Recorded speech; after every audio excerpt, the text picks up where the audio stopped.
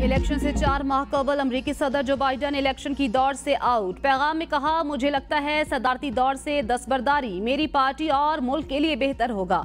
हफ्ते के आखिर में कौम से खिताब में दस्तबरदारी की वजूहात पर बात करूंगा। दोबारा नामजदगी पर नायब सदर कैमला हैरिस और अवाम का शुक्रिया। मेरा हमेशा यकीन रहा ऐसा कुछ नहीं जो हम अमरीकी मिलकर ना कर सकें। हमें याद रखना चाहिए हम रियासत-ए मुत्तहिदा अमरीका हैं। जो बाइडन की नायब सदर कैमला हैरिस को सदारती उम्मीदवार नामजद करने की हिमायत। सदारती उम्मीदवार डेमोक्रेटिक पार्टी किसी भी नए उम्मीदवार को नामजद कर सकती है। नए उम्मीदवार का चुनाव अगले माह शिकागो में होने का इम्कान। नायब सदर कैमला हैरिस कैलिफोर्निया, मिशिगन और इलिनॉय के गवर्नर मजबूत उम्मीदवार। डेमोक्रेट्स की अक्सरियत ने कैमला हैरिस को बेहतरीन सदारती उम्मीदवार करार देते हुए जो बाइडन से दोबारा सदर मुंतखब होने की जिद छोड़ने का मुतालबा किया था। वज़ीर आला पख्तूनख्वा अली अमीन गंडापुर का सूबे में घूमने वाले मुसल्लह अफराद की गिरफ्तारी का हुक्म। वीडियो बयान में कहा, बाज मुसल्लह लोग सरकारी एहलकार बनकर अपने ठिकाने बनाकर घूम रहे हैं। ये लोग सरकारी और गैर सरकारी मामलात में मुदाखलत कर रहे हैं। इस पर हुकूमत, पुलिस और खैबर पख्तूनख्वा के आवाम के बेतहाशा तहफ़्फ़ुज़ात पहले नेशनल एक्शन प्लान में उसकी निशानदही की। आज वाज़े ऐलान करता हूँ, पुलिस को हुक्म देता हूँ, ऐसे अनासर कहीं भी हों गिरफ्तार करके सख्त कानूनी कार्रवाई करें। पुलिस उनके ठिकानों के खिलाफ कार्रवाई करे। ये ऐलान पूरे सूबे के लिए है। दहशतगर्दी के खिलाफ जंग अवाम के बगैर नहीं लड़ी जा सकती। अवाम निशानदही करें। दहशतगर्दी के खिलाफ जंग में अवाम, फौज और पुलिस ने जो कुर्बानियां दी रायगा नहीं जाएंगी।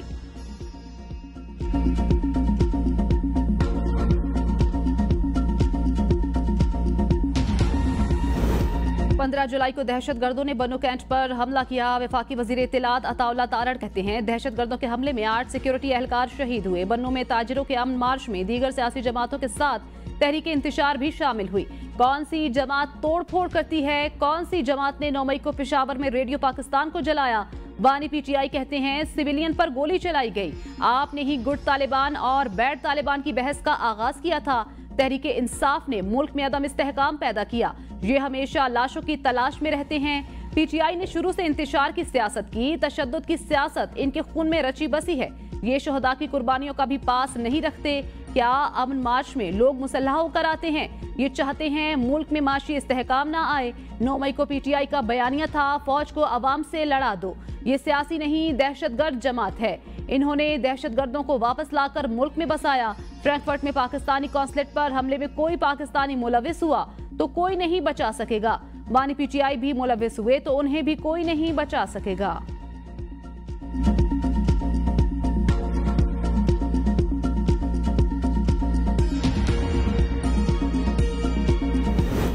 मुल्क में बिजली का बहरान था तो जज्बात में कह दिया 6 माह में लोड शेडिंग का खात्मा होगा। मेरा बहुत मजाक उड़ाया गया। वजीर आजम शहबाज शरीफ का एतराफ। इस्लामाबाद में जिन्ना मेडिकल कॉम्प्लेक्स का संग बुनियाद रखने की तकरीब से वजीर आजम शहबाज शरीफ का खिताब। कहा, नवाज शरीफ की क़यादत में 2013 से 18 तक मुल्क में 20-20 घंटे की लोड शेडिंग खत्म हुई।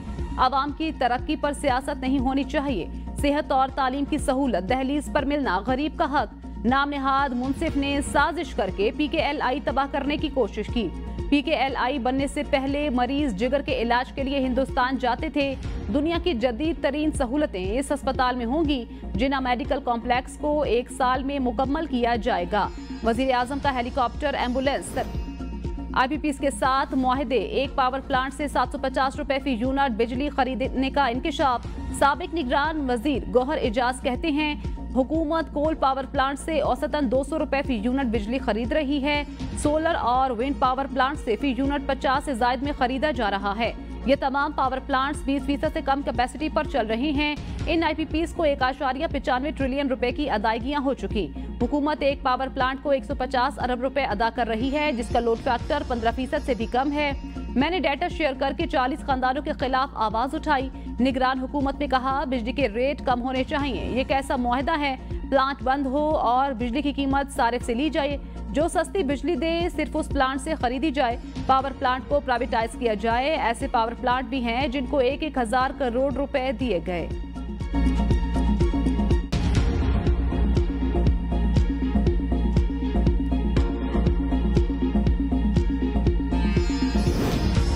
इस्लाहात से बिजली की कीमत में 4 से 5% कमी आएगी। वफाकी वजीर तवानाई अवैस तेगारी कहते हैं, IMF मुआहदे के बाद बिजली महंगी नहीं सस्ती होगी।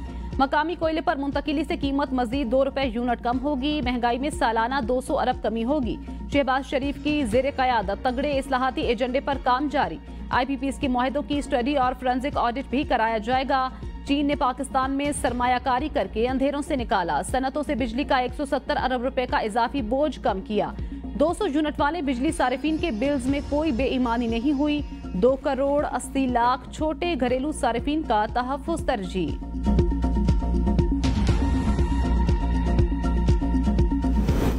तहरीक इंसाफ का चीफ इलेक्शन कमिश्नर और 4 मेंबरान के खिलाफ आज रेफरेंस दायर करने का फैसला। रेफरेंस बैरिस्टर अली जफर दायर करेंगे। रेफरेंस में सुप्रीम जुडिशल काउंसिल से चीफ इलेक्शन कमिश्नर और 4 मेंबरान को ओहदे से हटाने का मुतालबा किया जाएगा।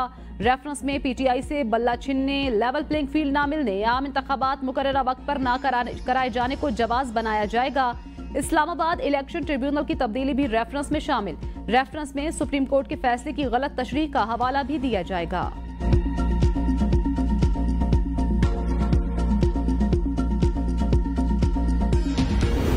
मखसूस नशिस्तों के मौजूदा फैसले के बाद जो सूरत हाल पैदा हुई उससे आईनी खराबी हो सकती है। वजीर दिफा ख्वाजा आसिफ कहते हैं अदलिया के फैसले सियासी नहीं, आईनी और कानूनी होने चाहिए। अदलिया की जिम्मेदारी कानून की तशरीह है, कानून साजी नहीं। अदलिया के इतने सियासी फैसले हैं, गिनती खत्म हो जाती है। अदलिया को अपना वजूद बहाल करना चाहिए। अदलिया की चुपकलिश के अफसानों का जिक्र गली मोहल्लों में हो रहा है। इस्तेहकाम लाना सियासतदानों के अलावा अदलिया, मीडिया और ब्यूरोक्रेसी की भी जिम्मेदारी। अफगानी एहसान फरामोश। फ्रैंकफर्ट में पाकिस्तानी सिफारतखाने पर हमले के बाद ख्वाजा आसिफ का रद्द-ए-अमल। कहा पाकिस्तान इस वक्त 40 से 50 लाख अफगानियों की मेजबानी कर रहा है। क्या जर्मनी वाक़े के बाद मेजबानी बनती है? मौजूदा हालात में हुकूमत को नहीं, मुस्लिम लीग नून के अंदर खतरा जरूर नजर आ रहा है। फैसल वावडा कहते हैं सुप्रीम कोर्ट के फैसले से मायूसी के सिवा कुछ नहीं। आइन में तरमीम सिर्फ पार्लियामेंट कर सकती है, अदलिया नहीं। मखसूस नशिस्तों का मामला इस वक्त हल नहीं होगा। PTI को वो रिलीफ मिला जो मांगा ही नहीं था। अवाम को इश्तियाल दिलाने की इजाजत किसी को नहीं दी जाएगी।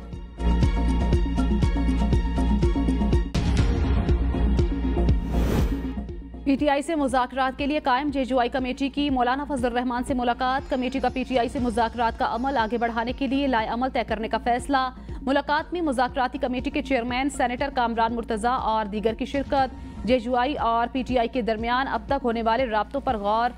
मुलाकात में मौजूदा मुल्की सियासी सूरत हाल पर भी मुख्तलिफ तजावीज़ पेश की गईं।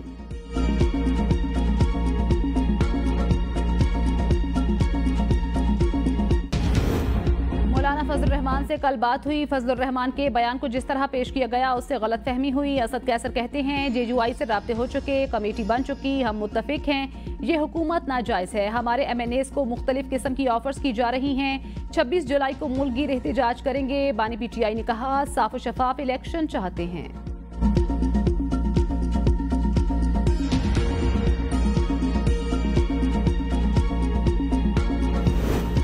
फजल रहमान के साथ मुज़ाकरात में मुख्तलिफ ऑप्शंस डिस्कस हो रहे हैं। पार्लियामेंट के अंदर रहना चाहते हैं, खैबर पख्तूनख्वा हुकूमत भी छोड़ना नहीं चाहते। तर्जुमान तहरीक इंसाफ रऊफ हसन कहते हैं बुशरा बीबी का बयान अहमियत का हामिल। बुशरा बीबी के सेनेटर अली जफर के बारे में बयान पर अली जफर से बात करेंगे। बानी PTI के अहम केसेस अली जफर नहीं देख रहे। बानी PTI को तकलीफ देने के लिए बुशरा बीबी को बेजा जेल में रखा है। तहरीक इंसाफ पर पाबंदी। पीपल्स पार्टी का आला सतह मुशावरती इजलास बुलाने का फैसला। पार्टी चेयरमैन बिलावल भुट्टो बैरून मुल्क से वीडियो लिंक के जरिए सदारत करेंगे। मरकजी और सूबाई क़यादत भी इजलास में शरीक होगी।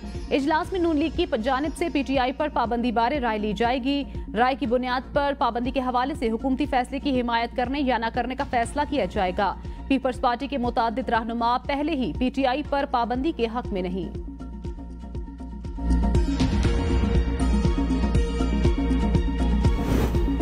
खाना नए रेफरेंस में बानी PTI और बुशरा बीबी नैब तफ्तीश में शामिल नहीं हुए। जेल जराये के मुताबिक नैब टीम 2.5 घंटे तक जेल तफ्तीशी रूम में दोनों का इंतजार करती रही। जेल इंतजामिया ने बानी PTI और बुशरा बीबी को मुतादिद पैगाम भिजवाए। पैगामात के बावजूद दोनों तफ्तीशी टीम के सामने पेश नहीं हुए। नैब टीम 2.5 घंटे इंतजार के बाद वापस लौट गई। साबिक वजीर आजम और उनकी अहलिया से कीमती ज्वेलरी सेट से मुतल्लिक सवालात करने थे। नए तोशाखाना रेफरेंस में बानी PTI और बुशरा बीबी का आज जिस्मानी रिमांड का आखिरी दिन था। कल बानी पीटीआई और बुशरा बीबी को अदालत पेश किया जाएगा।